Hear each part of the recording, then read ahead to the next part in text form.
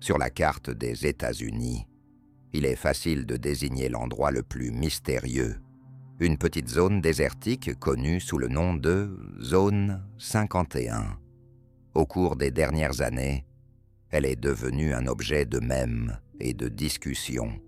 Beaucoup en ont entendu parler, mais les véritables événements qui s'y déroulent sont connus de peu de monde.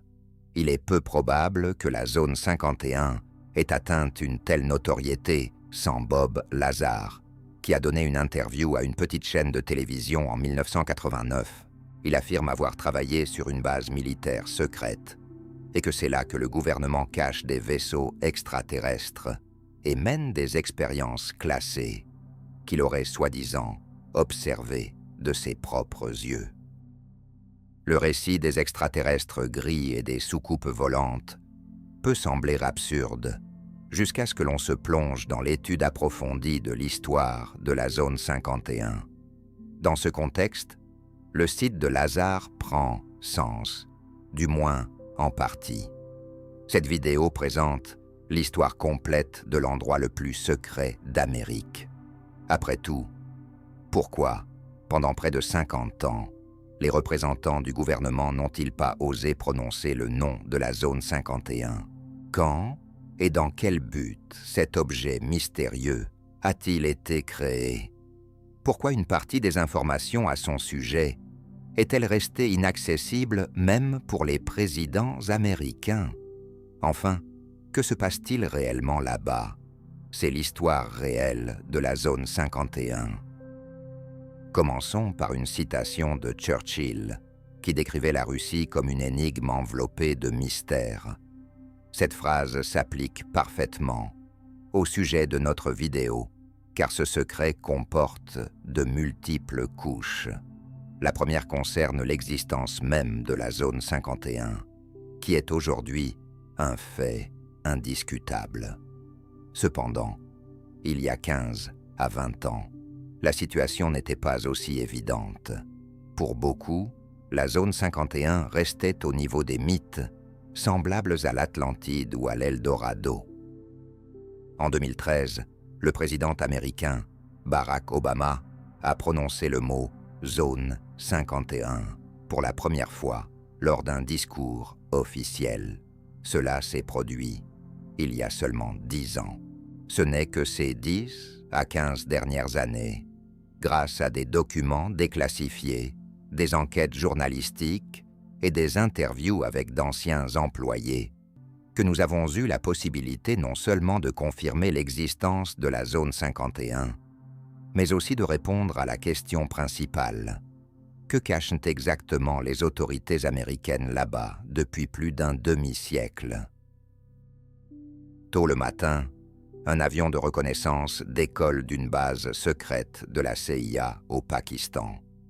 Aux commandes se trouve Gary Powers, un pilote militaire américain expérimenté, qui a la tâche la plus difficile de sa carrière. Il doit atteindre la frontière sud de l'URSS, traverser tout le territoire de l'Union vers le nord et atterrir en Norvège. Powers se voit attribuer un puissant appareil photo capable de prendre des images de haute qualité à une distance de 20 km. C'est une altitude exceptionnellement importante à laquelle peut se trouver l'avion de reconnaissance secret U-2. L'avion U-2 représente une réalisation des ingénieurs américains. Il était rarement détecté par les radars, et même les Midget soviétiques modernes, volant à une altitude bien inférieure, ne pouvaient pas l'intercepter. Pendant plusieurs années, les missiles soviétiques n'ont abattu aucun de ces avions au-dessus du territoire de l'Union, même lorsqu'ils étaient sous le ciblage des radars. Pour Gary Powers, le vol en U-2 ce n'était pas une première. Tout comme pour l'avion lui-même, ce n'était pas sa première mission au-dessus de l'URSS. Cependant, cette opération s'est révélée être un véritable test. Aucun avion de reconnaissance n'avait auparavant traversé l'Union soviétique d'une frontière à l'autre. Powers devra rester aux commandes pendant 13 heures, alors qu'à Moscou, le matin ne fait que commencer. Puisque cette visite du U-2 en Union soviétique n'est pas la première, tout le monde comprend qui en est à l'origine et quel est son objectif. La situation est exacerbée par le fait que cela se produit le 1er mai. Khrouchtchev estime que de cette manière, le président américain Eisenhower se moque de lui et donne l'ordre de faire tomber l'avion à tout prix. Environ 1h30 après le décollage, Gary Powers survole l'Ouzbékistan et atteint bientôt sa première cible, le cosmodrome de Tyura-Tam, d'où Gagarine partira dans l'espace 1 an plus tard. À ce moment-là, il remarque en dessous des traces d'un avion à réaction, ce qui signifie que le U-2 a été détecté et que des midgets soviétiques ont décollé. Cependant, Powers ne panique pas et poursuit sa mission, évoluant à une altitude inaccessible pour eux. Cependant, lorsque le U-2 passe près de Sverdlovsk, des impacts d'obus résonnent autour de lui. Bientôt, l'avion commençait à trembler et il perd rapidement de l'altitude. Powers réalise qu'il a été abattu. Les 2 ailes se détachent et le reste de l'avion s'écrase avec lui. Les tubes d'oxygène le relient encore à l'appareil, donc le U-2 en chute continue d'entraîner le pilote avec lui. Powers subit de fortes surcharges avant de déconnecter le tube et de commencer sa chute libre. Après quelques instants, le parachute s'ouvre. Lorsque la roquette soviétique a abattu le U-2, celui-ci a disparu des écrans radars de la CIA, ce qui indiquait clairement qu'il était tombé sur le territoire de l'Union soviétique. Pour le service de renseignement, c'est bien sûr une situation désagréable, mais pas catastrophique. Selon leurs calculs, lors de l'impact de la roquette, l'avion aurait dû être complètement détruit et le pilote tué. Si le pilote parvient d'une manière ou d'une autre à être sauvé, il aura sur lui une pilule mortelle pour éviter d'être capturé. La direction de la CIA était convaincue que les militaires soviétiques ne pourraient pas extraire d'informations importantes, des débris et du pilote en tenue sans signe d'identification. Cela signifiait qu'ils ne révéleraient pas les principaux secrets de l'avion de reconnaissance U-2, y compris ceux concernant la zone 51. L'histoire de cette dernière commence avec la bombe nucléaire. Le projet Manhattan, dans le cadre duquel les États-Unis ont développé des armes nucléaires, a été la première véritable opération secrète à laquelle environ 200 000 personnes ont participé sur des dizaines de sites à travers le pays. En dehors de ce projet, personne n'en avait connaissance. Harry Truman est devenu président en 1945, et ce n'est qu'à ce moment-là qu'il a été informé du projet Manhattan. Auparavant, il n'avait pas accès à cette information, bien qu'il ait occupé des postes gouvernementaux élevés, y compris celui de vice-président. À la demande de Truman, au début des années 1950, une base militaire existante dans le désert à l'ouest du pays a été choisie pour les essais nucléaires.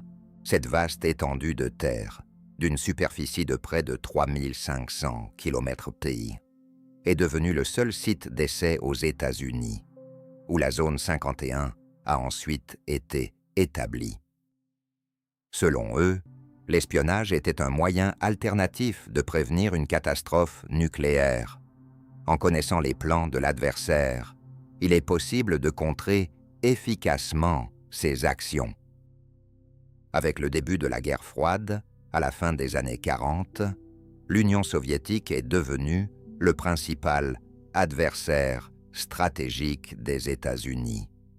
Étant donné qu'il était pratiquement impossible de recruter des espions sur son territoire, les Américains ont décidé d'utiliser des avions de reconnaissance. Cependant, les modèles existants ne répondaient pas aux exigences, comme l'a clairement démontré la guerre de Corée. Les MiG-15 soviétiques abattaient avec succès les avions de reconnaissance américains. Cette situation nécessitait de nouvelles solutions, et le développement de l'avion U-2 par la société Lockheed devait résoudre les problèmes précédents. Les ingénieurs ont créé un modèle capable de voler bien au-dessus des MiG soviétiques, ce qui le rendait inaccessible aux interceptions. Pour les forces aériennes, le projet U-2 s'est avéré moins intéressant, car l'avion ne pouvait effectuer que des missions de reconnaissance. L'accent a été mis principalement sur lui par la CIA, pour qui l'espionnage est une activité clé. Le projet secret était dirigé par Richard Bissell, un haut fonctionnaire de la CIA. C'est à lui que le président Eisenhower a confié la tâche de choisir un site pour les essais du nouvel avion. Et le choix optimal s'est porté sur le lac asséché de Groom, dans le désert du Nevada. Une piste d'atterrissage temporaire y était déjà disponible, et le terrain, entouré de montagnes au nord et au sud, favorisait la discrétion. De plus, à proximité se trouvait le site d'essai du Nevada, où des tests nucléaires étaient réalisés, ce qui confirmait le haut niveau de confidentialité de cette localisation. La superficie du site d'essai du Nevada a été divisée en plusieurs sections, qui avaient des numéros d'ordre, tels que zone 1, zone 2, zone 17, et ainsi de suite. Chacune d'elles était dédiée à divers essais et développements, principalement liés aux armes nucléaires. La nouvelle base à la périphérie du site a été désignée par le numéro 51, marquant le début de l'histoire de l'endroit le plus secret d'Amérique en 1955. Le désert du Nevada est un lieu rude et peu peuplé, où en été les températures sont si élevées qu'il est possible de cuire des œufs sur des surfaces métalliques. Des vents puissants peuvent ne faire vibrer les hangars, et les habitants locaux doivent porter des chaussures spéciales pour se protéger des serpents à sonnette. Les employés du nouveau site secret l'appelaient rarement Zone 51, préférant les termes lac Groom ou ranch, selon les premiers pilotes et mécaniciens du U-2. Ce territoire était extrêmement secret depuis le début, ce qui se reflétait dans tous les aspects de l'activité. Le travail était réparti entre plusieurs départements qui n'interagissaient pas entre eux. Chaque employé ne connaissait que les informations nécessaires à sa fonction, et seule la direction avait une vue d'ensemble de la situation. Tous les travailleurs, des pilotes au personnel technique, passaient des vérifications strictes et signaient des accords de confidentialité.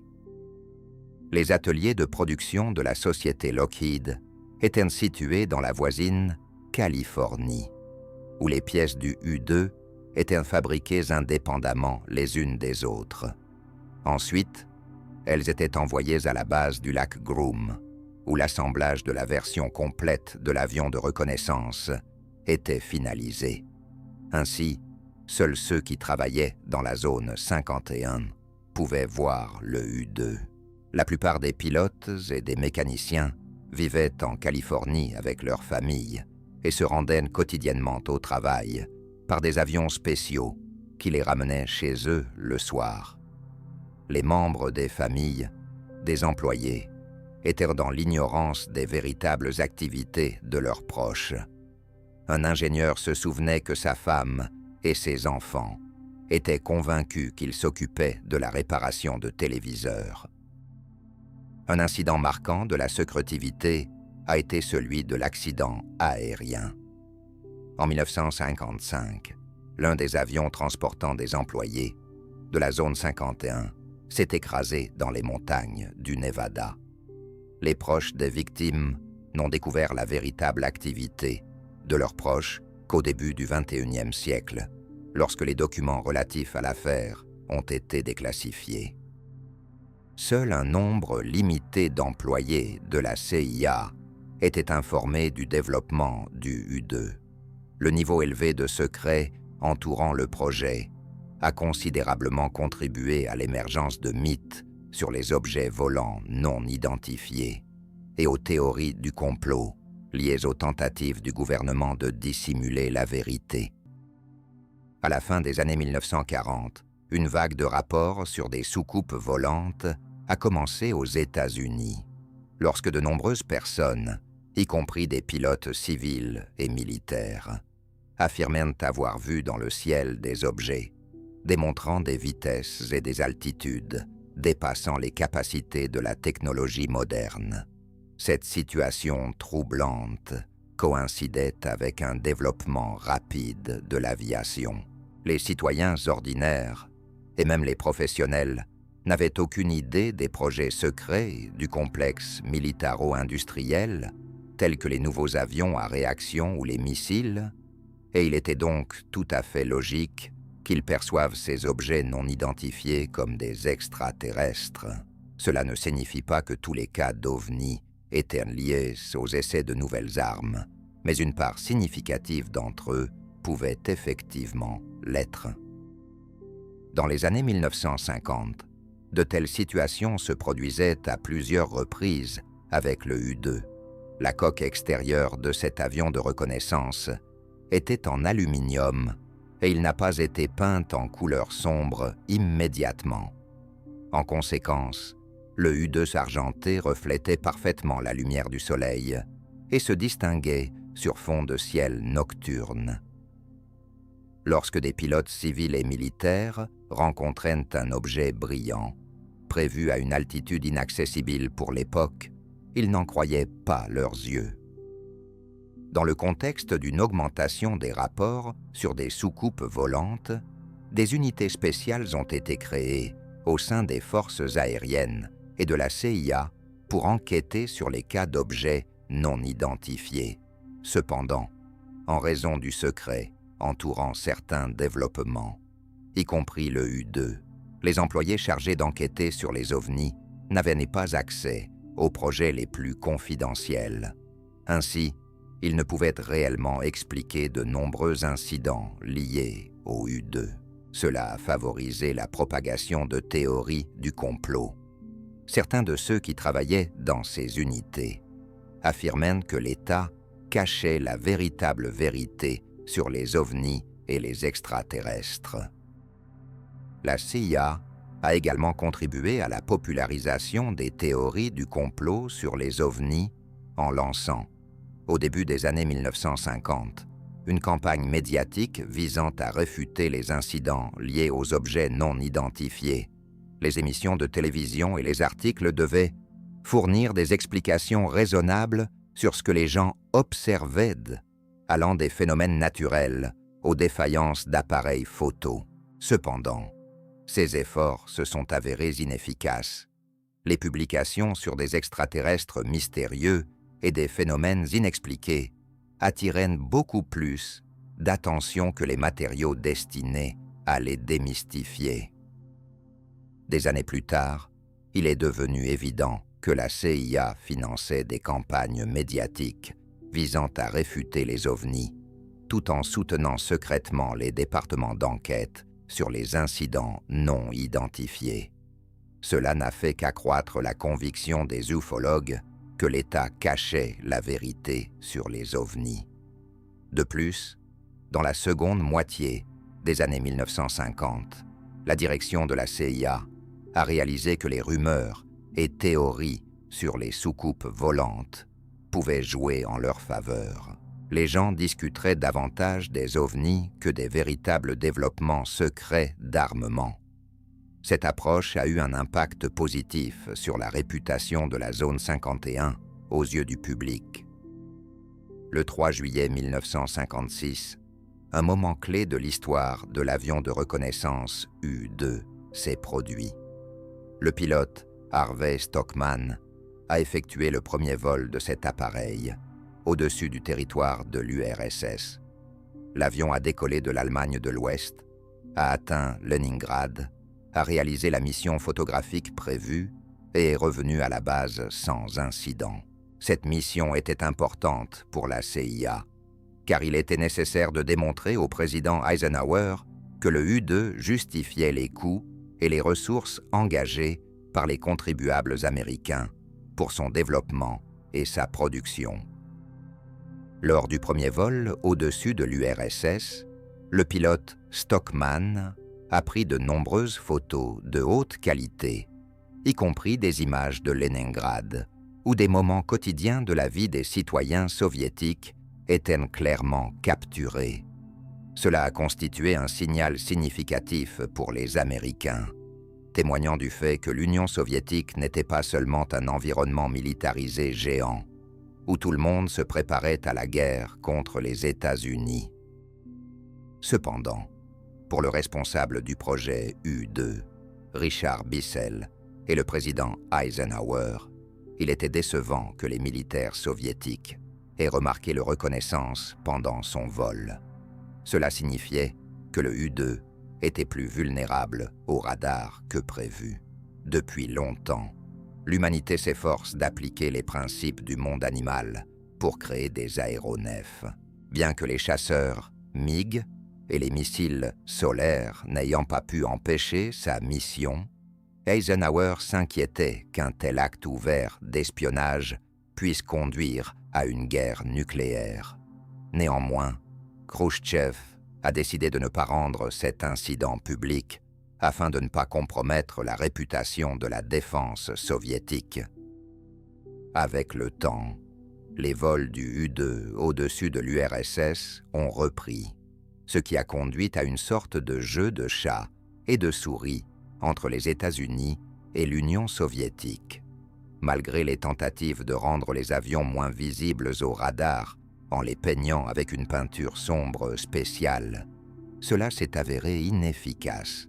En conséquence, les militaires soviétiques parvenaient d'arronner à détecter le U-2 et tentaient de l'intercepter avec des MiG ou de le abattre avec des missiles, mais sans succès. Le 1er mai 1960, après le vol de Gary Powers, tout a changé. La chute du U-2 sur le territoire de l'URSS a marqué le début de la fin pour cet avion de reconnaissance légendaire. Pour les États-Unis, l'incident de la mission secrète de Powers s'est transformé en un sérieux embarras. La CIA a assuré au président Eisenhower que le pilote n'avait pas survécu et qu'il n'avait pas d'insigne d'identification sur lui. En conséquence, la version officielle stipulait que l'avion accidenté appartenait à des civils et menait des recherches météorologiques pour la NASA. Khrouchtchev insistait sur la reconnaissance du fait d'espionnage et des excuses. Il comprenait que les Américains n'étaient pas au courant que, à ce moment-là, les services secrets soviétiques interrogeaient le pilote Powers, toujours en vie. Les États-Unis continuaient d'affirmer qu'il s'agissait d'une mission scientifique civile, et donc aucune excuse n'était nécessaire. Ce jeu politique a duré près d'une semaine, et finalement, Khrouchtchev a annoncé publiquement l'arrestation du espion Powers. Eisenhower se trouvait dans une situation délicate. Non seulement le fait d'espionnage des États-Unis était devenu largement reconnu, mais lui, en tant que président, avait publiquement menti en présentant l'avion comme civil. Selon Powers, les autorités soviétiques cherchaient à découvrir les lieux de ces vols d'entraînement en U-2, dont le pilote avait pleinement conscience. Cependant, lors des interrogatoires, il a mentionné une autre base, Hootertown, dans un État voisin, restant dans le cadre de la version préparée à l'avance, également soutenue par la NASA. Dans le communiqué de presse de l'agence spatiale, il était affirmé que les vols d'entraînement du U-2 avaient lieu à la base d'Hootertown, ce qui servait de désinformation pour détourner l'attention de la zone 51. Cette version était destinée principalement à un public américain interne. Pendant ce temps, l'Union soviétique savait depuis longtemps ce qu'était la zone 51, bien que l'URSS ait pris un retard considérable par rapport aux États-Unis dans le développement d'avions de reconnaissance. Elle surpassait les États-Unis dans la construction de missiles, la production d'armes nucléaires et les technologies spatiales.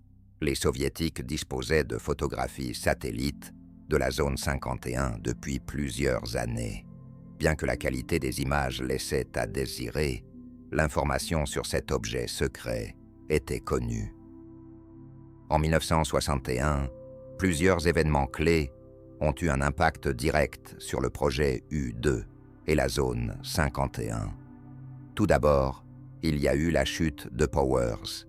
Dans ses mémoires, il affirmait qu'il n'avait divulgué aucune information importante sur l'avion ou la zone 51 lors des interrogatoires. Mais il est difficile de vérifier cela. Il est également devenu évident que le U-2 n'était pas aussi invulnérable et qu'il pouvait être abattu par des missiles. Ensuite, il y a eu le célèbre débarquement de la baie des Cochons, une opération secrète des États-Unis visant à renverser le gouvernement de Castro à Cuba, qui s'est soldé par un échec. En conséquence, le responsable de l'opération, Richard Bissell, un agent de la CIA et directeur du projet U-2, a été contraint de démissionner. À la fin de 1961, l'URSS a effectué des essais de la bombe thermonucléaire, connue sous le nom de bombe Tsar, qui est considérée comme le dispositif explosif artificiel le plus puissant de l'histoire. Cet événement a propulsé la course aux armements nucléaires à un nouveau niveau, et il est devenu crucial pour les Américains de surveiller les installations militaires soviétiques. Ainsi, les États-Unis avaient besoin d'un nouvel avion de reconnaissance qui surpasserait considérablement le U-2 en termes de vitesse, d'altitude et d'invisibilité. Ainsi, au début des années 1960, l'histoire de l'avion U-2 dans la zone 51 touchait à sa fin. Bien que l'avion continue d'être utilisé, principalement pour des projets civils de la NASA, il n'est plus considéré comme moderne ou secret. Au cours des 3 dernières décennies, de nombreux documents de la CIA concernant ce projet ont été déclassifiés, ce qui a largement confirmé les informations obtenues par les journalistes auprès des participants au développement du U-2, ou à partir de documents devenus accessibles au public. L'histoire de la zone 51 aurait pu se terminer dès la fin des années 1950, lorsque des essais de ce que l'on appelait des bombes sales, de puissants dispositifs explosifs contenant des composants radioactifs, étaient menés à proximité, dans la zone 13. Après de tels tests, le territoire est resté contaminé pendant de nombreuses années et nécessitait un nettoyage spécial. La zone 13 est située à seulement 15 km du lac Groom. En raison des explosions d'essais, la zone 51 est devenue pendant un certain temps une base abandonnée, fantôme, où aucune activité n'avait lieu. L'objet doit son renouveau et son éventuel prospère aux chauves-souris. Confrontés à la tâche de créer un avion de reconnaissance qui surpasserait considérablement le U-2, les ingénieurs de la société Lockheed se sont tournés vers la nature de ces volants pour s'inspirer. L'avion furtif ne signifie pas invisibilité physique, mais plutôt inaccessibilité aux radars. Les radars fonctionnent un peu comme des chauves-souris qui s'orientent dans l'obscurité grâce à l'écholocation. En émettant des signaux sonores, elles déterminent la distance à un objet en recevant l'écho qui s'en reflète. En écoutant ce message écho, la chauve-souris peut identifier l'objet et savoir à quelle distance il se trouve. Ainsi, il est possible d'atteindre l'invisibilité de l'avion en le faisant soit absorber les signaux radars, soit les détourner. De plus, la vitesse et l'altitude de vol de l'avion de reconnaissance augmenteraient considérablement sa discrétion et sa protection.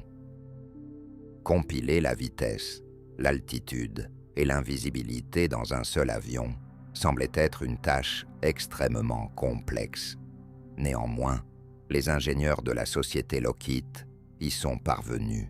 Au milieu de l'année 1962, des essais du nouvel avion de reconnaissance secret Lockheed A-12 également connu sous le nom de projet OCCAR, ont commencé dans la zone 51.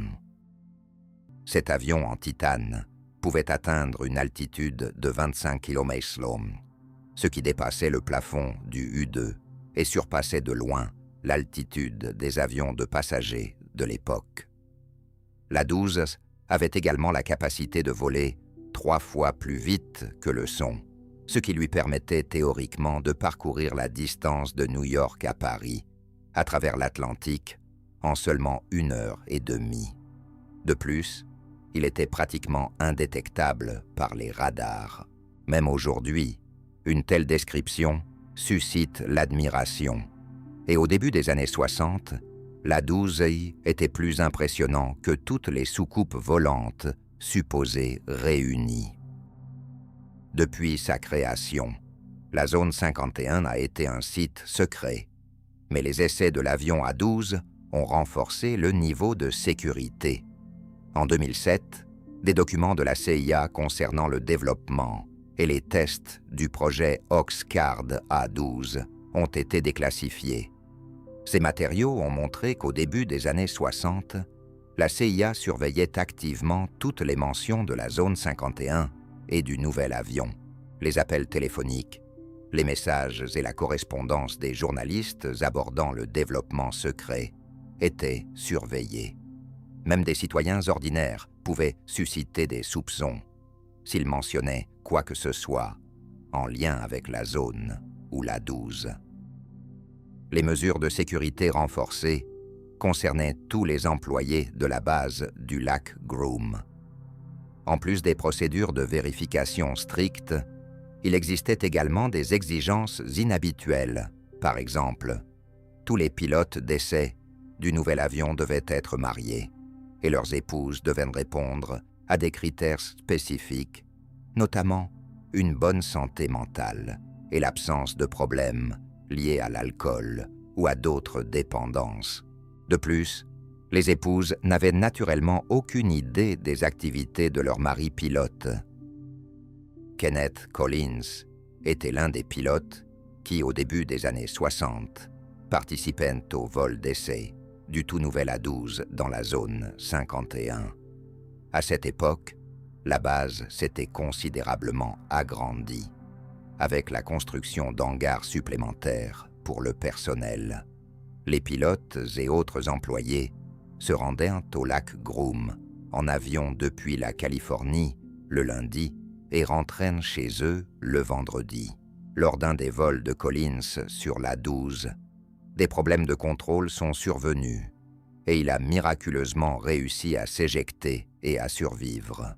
En conséquence, le pilote a été soumis à un interrogatoire sévère, utilisant l'hypnose et le sérum de vérité. La CIA cherchait à s'assurer que le pilote disait la vérité et n'était pas impliqué dans l'accident. Finalement, ce n'est qu'après plusieurs semaines que l'enquête a établi que l'incident était dû à une défaillance de l'un des capteurs. Pendant ce temps, la CIA a rassemblé tous les débris de l'A-12 afin d'empêcher leur accès à d'éventuels espions et de protéger le précieux titane dont l'avion était fabriqué. Avec le début des essais de l'A-12 dans la zone 51, le nombre de signalements d'OVNI dans cette région a considérablement augmenté. Les pilotes d'avions de passagers étaient particulièrement inquiets en observant dans le ciel des objets volant bien plus haut et plus vite que leurs appareils modernes. Dans le contexte d'un intérêt croissant pour le sujet des ovnis, beaucoup en déduisaient immédiatement l'origine des objets aperçus. En 1972, la NASA effectuait des tests standards du véhicule spatial X-15 et la photographie faisait partie des vols d'essai. Sur l'une des images, capturée par accident dans un coin du cadre, un objet ressemblant fortement à un ovni a été remarqué. Étant donné que le X-15 n'était pas secret, la NASA publiait régulièrement des photos de ces tests, ce qui a conduit à des spéculations sur la confirmation de l'existence d'OVNI. Pendant ce temps, Les employés de la NASA ne savaient pas que le même jour, des essais de l'avion A-12 avaient lieu sur une base secrète voisine, et que c'était cet appareil qui apparaissait sur leurs photos. En 2007, parmi les documents déclassifiés, un enregistrement a été découvert dans lequel un employé de la CIA faisait état de cette situation. En 1966, Walter Cronkite, le principal présentateur de nouvelles du pays, a présenté un vaste reportage télévisé sur des objets mystérieux dans le ciel. Des témoins et des employés des départements d'enquête sur les ovnis partageaient des cas inexplicables. Cependant, un haut responsable invité de l'armée de l'air n'a pas pu divulguer d'informations sur les avions U-2, A-12 ou la zone 51, car seul un petit nombre d'employés de la CIA et de l'armée de l'air étaient au courant de ces projets, et les données sur ces développements ne sont devenues accessibles qu'après 50 ans. Les forces aériennes des États-Unis ont également joué un rôle important dans les activités de la zone 51, principalement en exécutant des missions techniques liées à l'avion A-12. Cela comprenait le transport des participants au projet vers la base, ainsi que l'approvisionnement en carburant et en équipement nécessaires. Au fil du temps, l'armée de l'air et la CIA sont devenues des rivales dans la lutte pour le contrôle de la zone 51. Alors que l'armée de l'air développait son propre avion de reconnaissance basé sur la technologie furtive, largement inspirée des travaux de l'A-12, il est devenu évident que les résultats de ces dépenses de plusieurs milliards de dollars entraîneraient l'abandon d'un des projets. Pour préserver le projet A-12, le directeur de la CIA devait lui trouver une utilité. À cette époque, la guerre du Vietnam se déroulait, ce qui s'est avéré très opportun. Le conflit entre le Vietnam du Nord et le Vietnam du Sud est devenu l'un des chapitres clés de la guerre froide, avec l'URSS soutenant un camp et les États-Unis l'autre. Grâce au succès de l'Union soviétique dans le développement de missiles, les troupes nord-vietnamiennes abattaient efficacement les avions américains. Pour localiser les sites de lancement de missiles, les États-Unis avaient besoin d'un avion de reconnaissance efficace, et c'est précisément ce que représentait l'A-12. En parlant de la zone 51, nous faisons généralement référence aux États-Unis, mais peu de gens sont au courant de l'existence d'un objet secret similaire au Japon. Pour mener des opérations de reconnaissance avec l'A-12 au Vietnam, la CIA avait besoin d'un site pour le décollage, l'atterrissage et l'entretien des avions, situé à proximité. En conséquence, en 1967, une base appelée Kadena a été créée sur l'île japonaise d'Okinawa, similaire à la zone 51. Cette base militaire était soumise aux mêmes mesures de secret que son prototype américain, près du lac Groom. L'un des pilotes, envoyé sur la nouvelle base, était Harvey Stockman, qui, une décennie plus tôt, avait été l'un des premiers à voler sur un U-2 au-dessus de l'Union soviétique. Le nouvel avion A-12 surpassait de manière significative son prédécesseur, avec une grande vitesse et la capacité de manœuvrer à haute altitude. Dans plus de 90% des cas, il restait invisible au radar. Grâce à l'A-12, les forces américaines ont pu identifier efficacement l'emplacement des missiles soviétiques en service chez les Vietnamiens. Et bientôt, le nombre d'avions américains abattus a considérablement diminué. Pendant cette période, l'A-12 a même contribué à éviter un nouveau conflit. Il s'agit de l'incident du navire Pueblo. En janvier 1968, ce navire américain se trouvait à quelques dizaines de kilomètres des côtes de la Corée du Nord, menant des recherches scientifiques. À son bord se trouvaient 80 personnes, comprenant à la fois des scientifiques et des marins. Cette version ne servait que de couverture. En réalité, le Pueblo agissait en tant que navire de reconnaissance, équipé de matériel et de documentation secrets, et une partie de l'équipage était composée d'agents de la CIA. Le navire Oday était repéré par un bateau militaire nord-coréen, et bien que le Pueblo se trouvât dans des eaux internationales et ne violât pas la frontière, les Coréens ont lancé une attaque. Un membre de l'équipage a été tué, tandis que les autres ont été capturés. Lorsque le président américain Lyndon Johnson a pris connaissance de la situation, il est entré dans une colère noire. Le ministère de la Défense a immédiatement élaboré un plan de frappe massive sur le territoire nord-coréen, ce qui signifiait en fait le début d'une nouvelle guerre que les États-Unis, compte tenu de la campagne en cours au Vietnam, ne pouvaient guère se permettre. Cependant, le directeur de la CIA, Helms, a proposé une alternative, mener une opération de reconnaissance en utilisant l'A-12.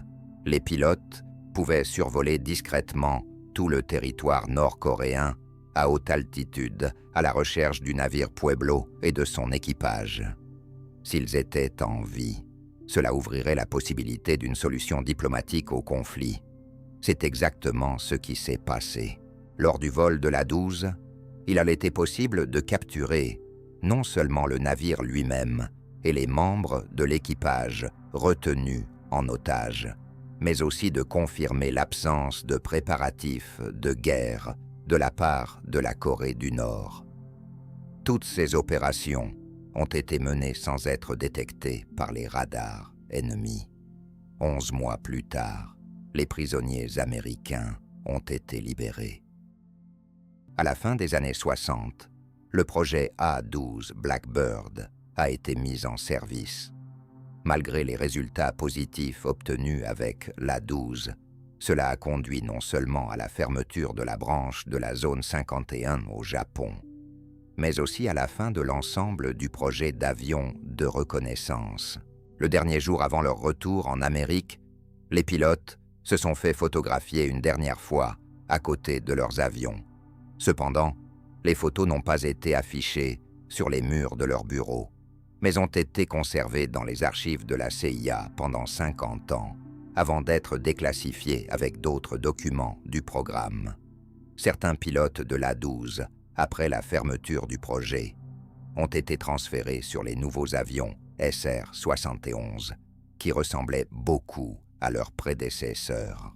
Leurs collègues étaient impressionnés par la maîtrise du pilotage de cet avion révolutionnaire sans équivalent.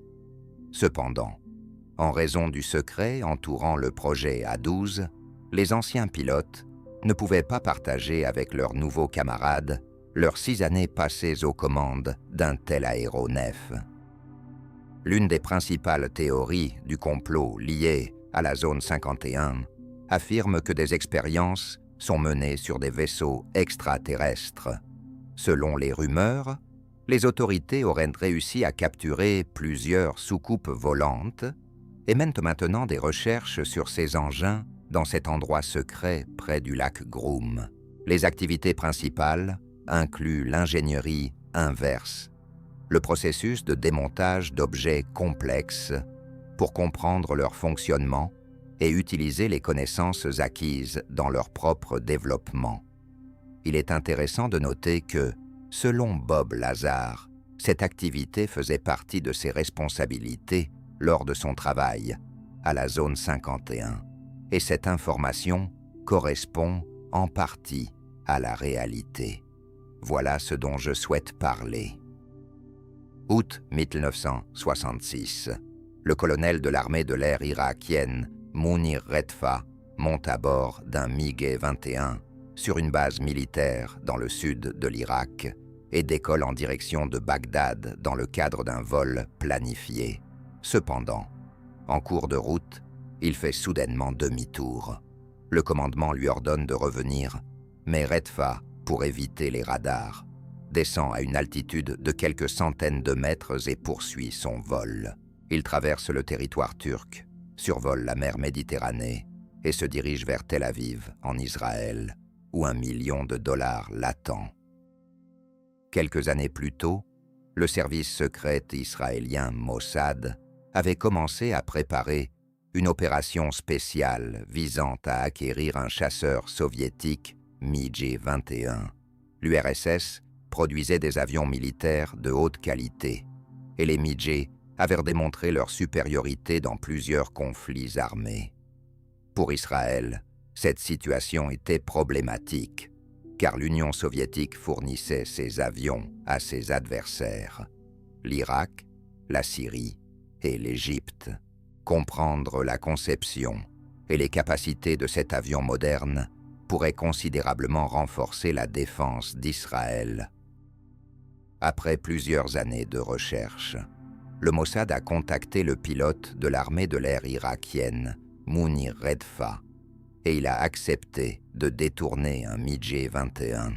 L'opération a été nommée Diamant, et elle s'est rapidement devenue la vedette des gros titres des principaux médias mondiaux, servant même de base à un film hollywoodien.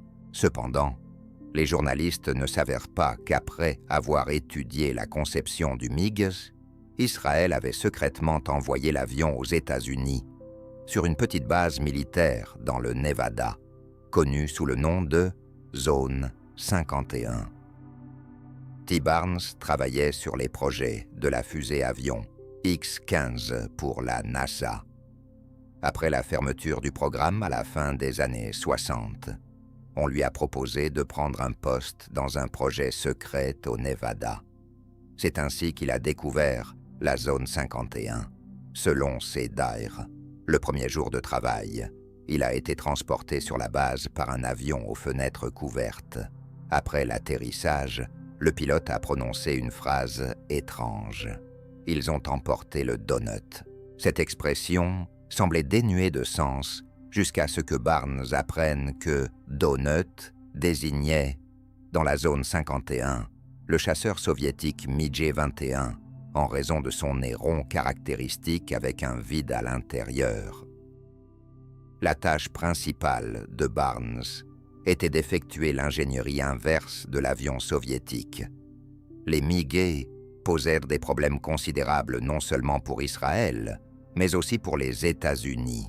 La capacité opérationnelle de ces avions a été clairement démontrée lors de la guerre du Vietnam.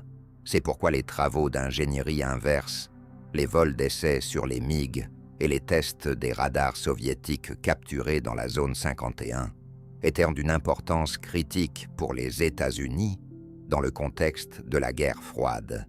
Les documents relatifs à ces essais n'ont été déclassifiés qu'à la fin des années 2000. Ainsi, l'affirmation de Bob Lazar, selon laquelle l'ingénierie inverse des avions avancés de l'ennemi faisait partie des priorités de la zone 51, s'est révélée vraie.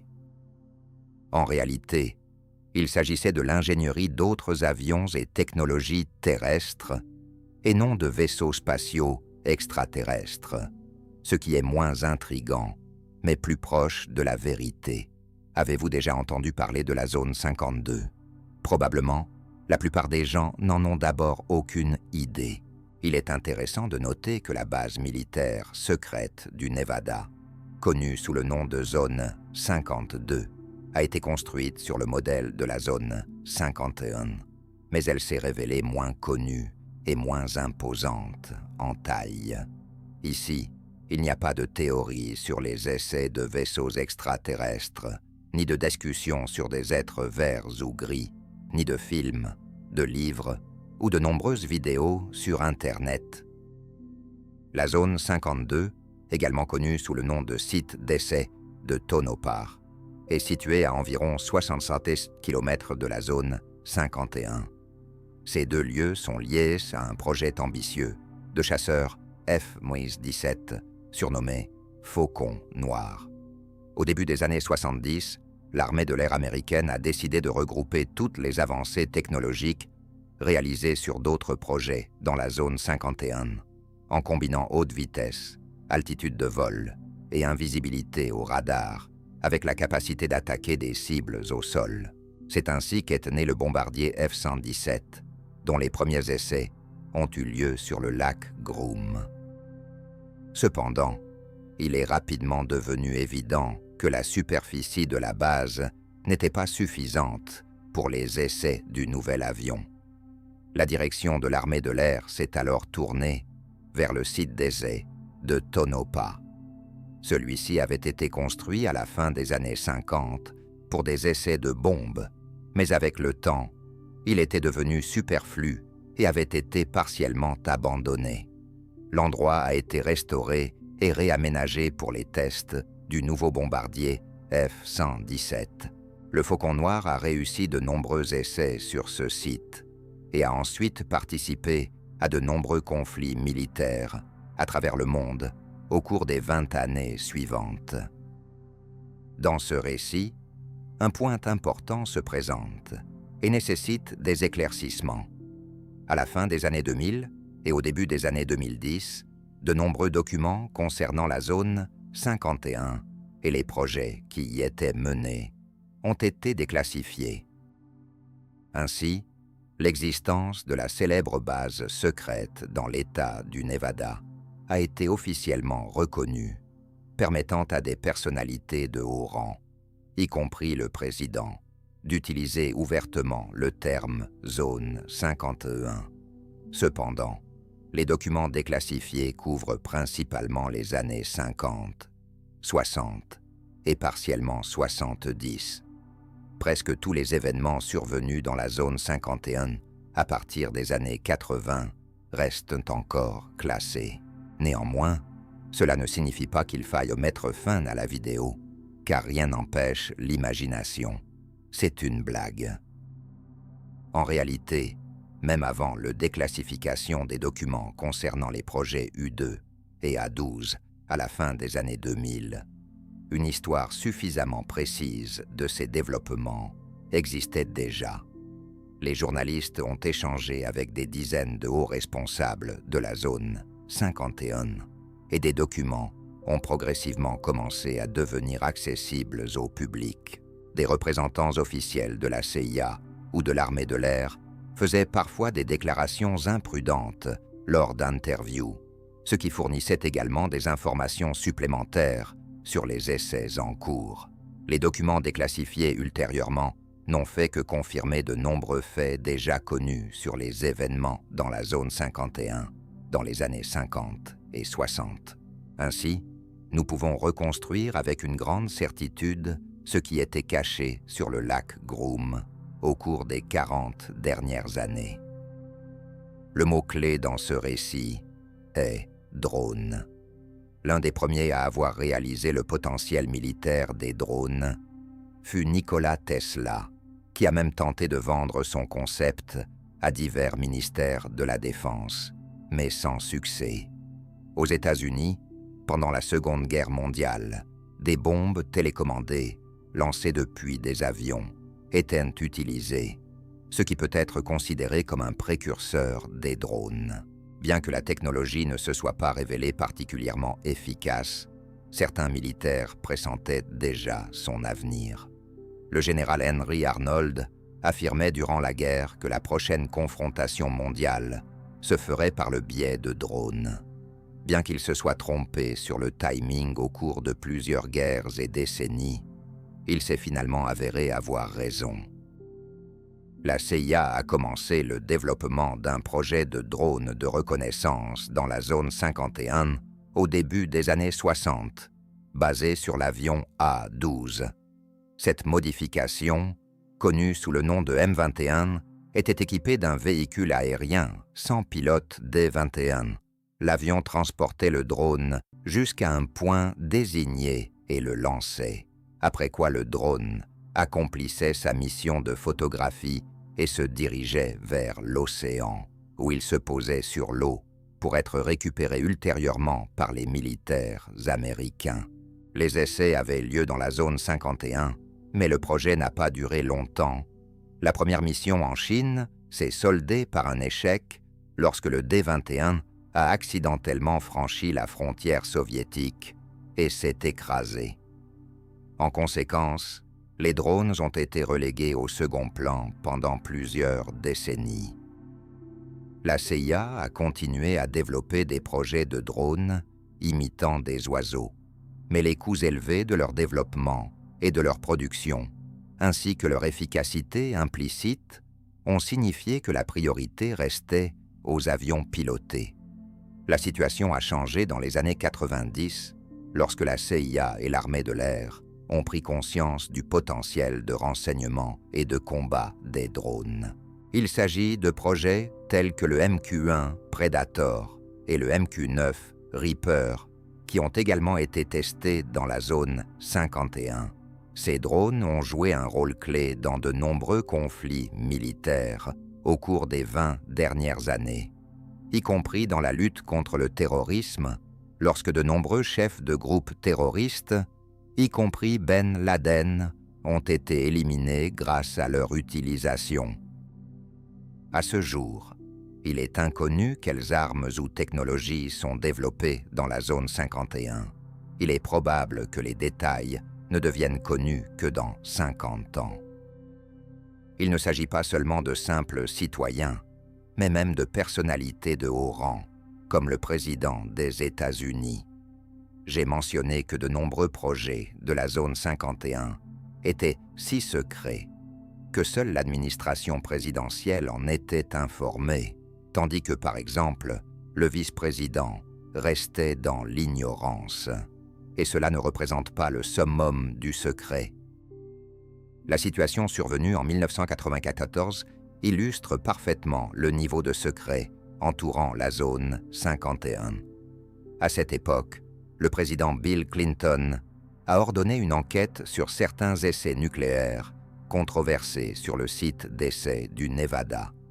Cependant, les conclusions de la commission ont omis les détails concernant la zone 51, car même le président n'avait pas un accès suffisant à cette information.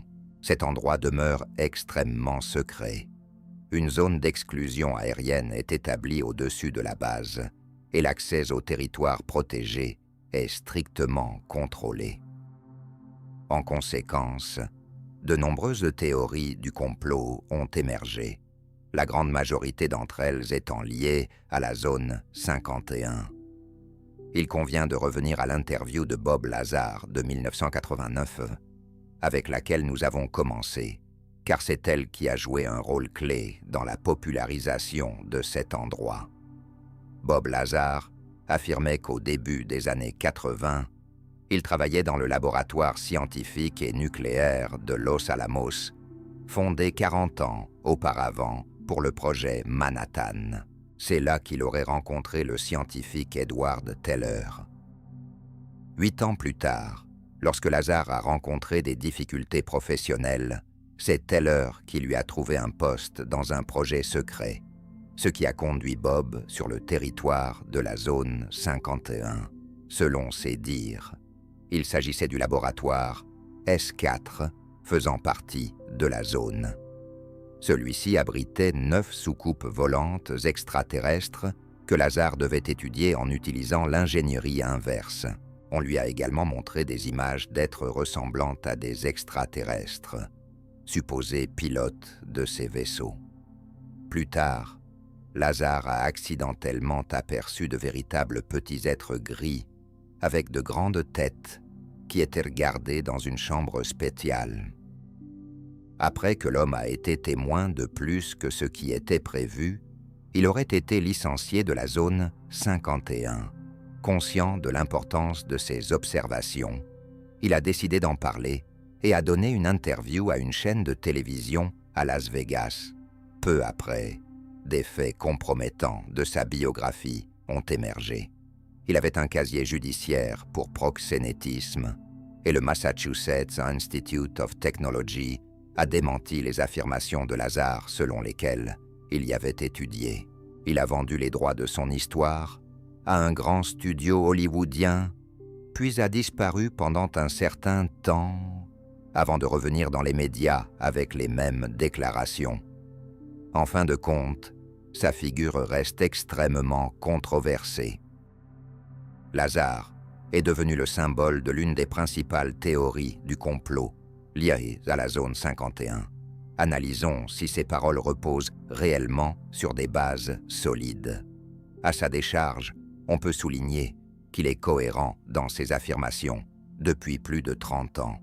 Dans toutes ses interviews, il partage avec assurance son histoire, ne se contredit pas et ne brouille pas les faits. Les partisans de Lazar, y compris lui-même, affirment que les faits compromettants de sa biographie ont été mis en scène par la CIA dans le cadre d'une campagne de désinformation, afin de le présenter comme un fou ou un mythomane, n'ayant jamais travaillé dans la zone 51 et ne possédant pas les qualifications nécessaires. Les services de renseignement peuvent-ils agir de cette manière? Théoriquement, oui. C'est là l'argument principal en faveur de Lazar. De l'autre côté se trouvent les arguments contre Lazar. Il est le seul source de son histoire, et il n'y a pas d'autres témoins confirmant ses déclarations sur les petits extraterrestres, les 9 soucoupes volantes et le mystérieux laboratoire dans la zone 51. Il n'y a même pas de preuve de son travail dans cette zone. Annie Jacobsen, auteur de l'un des livres les plus détaillés sur la base militaire du lac Groom, a réalisé des interviews avec 70 participants au projet de la zone 51, dont la moitié y travaillait directement. Aucun d'entre eux n'a confirmé avoir rencontré Bob Lazar. De plus, même parmi les ufologues, beaucoup le considèrent comme un imposteur.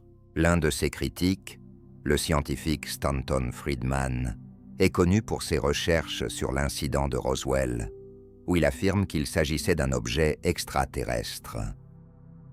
Pour clarifier les choses, il est important de souligner ce qui suit. En ce qui concerne la zone 51, il n'existe actuellement aucune preuve convaincante, corroborée par plusieurs sources indépendantes, indiquant que des vaisseaux spatiaux extraterrestres ou des extraterrestres ont jamais été ou sont présents sur le territoire de la base militaire. En plus de la théorie sur les extraterrestres, il existe 2 autres théories du complot répandues liées à la zone 51. L'une d'elles affirme que c'est là que le tournage de l'atterrissage des Américains sur la Lune a été monté, tandis que l'autre suppose l'existence de tunnels qui, selon certaines allégations, aideraient les hauts fonctionnaires américains en cas de guerre nucléaire. Malgré l'absurdité des 2 hypothèses, elles reposent sur certains faits réels. Tout d'abord, les participants à l'expédition lunaire suivirent une préparation physique près de la zone 51, sur un site d'essai où des cratères, semblables à ceux du paysage lunaire, s'étaient formés à la suite d'explosions nucléaires. Cela permettait aux astronautes de mieux se préparer à ce qui les attendait pendant la mission. Enfin, en ce qui concerne le second point, des tunnels existent réellement, mais ils ne se trouvent pas sur le territoire de la zone 51, mais sous d'autres sections du site d'essai du Nevada.